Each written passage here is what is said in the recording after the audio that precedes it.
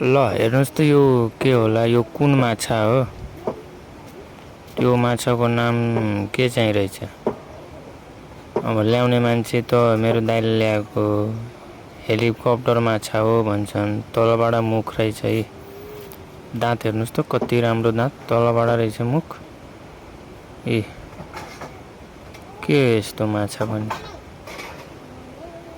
अब माथि यस्तो रहेछ, माथिबाट आँखा मान्छे जस्तै दुईटा आँखा रहेछ, यता र उति थुत्नो पनि उस्तै रहेछ। तल यस्तो राम्रो मुख, दाँत। ल कुन माछा हो मलाई कमेन्टमा भन्नुहोस् त। ल हेलिकप्टर माछा हो भन्छ, मरे छैन, जिउँदै हो है। तीनटा रहेछ बाल्टीमा राखेको। अब यो कता छोड्ने रे? पोखरीमा गएर छोड्नुपर्छ। मलाई भन्नुहोस् है कमेन्ट।